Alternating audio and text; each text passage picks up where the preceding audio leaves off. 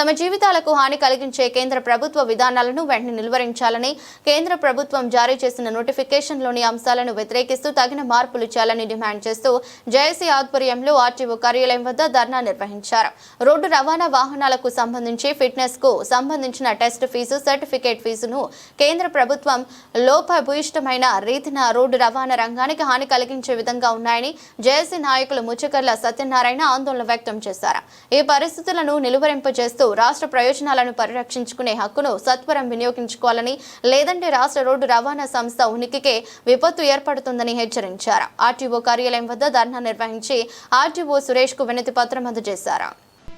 కేంద్ర ప్రభుత్వం ఇటీవల ఫిట్నెస్ సర్టిఫికేట్ సంబంధించినటువంటి రేట్లు ప్రతి వాహనం కూడా ఫిట్నెస్ చలానా 800 రూపాయలు ఉండేది. ఈరోజు మరి ఆ 800 రూపాయలు అన్నటువంటి చలానాన్ని 10 సంవత్సరాల వెహికల్ వయసు ఉంటే 4500, 15 సంవత్సరాల వయసు ఉంటే మరి 800ని 9000, అంటే 10 రెట్లు పెంచారు. కేంద్ర ప్రభుత్వం మరి నోటిఫికేషన్ని ఎలా చేసిందో కూడా అర్థం కావట్లేదు.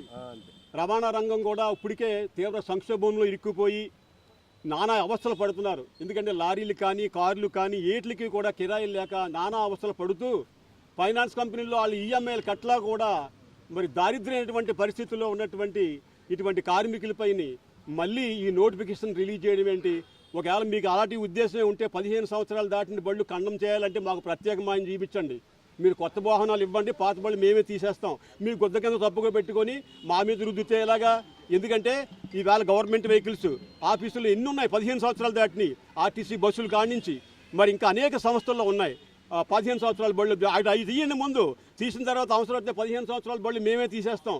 ఇదో 15 సంవత్సరాల బళ్ళు సాకు తీసేయడానికి అని చెప్పేసి సాకు మీద మా దగ్గర డబ్బులు కొంచడానికి చేస్తున్నటువంటి విధానాలు ఇవి. కాబట్టి కేంద్ర ప్రభుత్వం ఈ రకంగా చేయడం మంచిది కాదు. ఇవాళ గడ్కరీ గారు కేంద్రంలో ఉన్నంత వరకు కూడా రవాణా రంగం దరిద్రమే.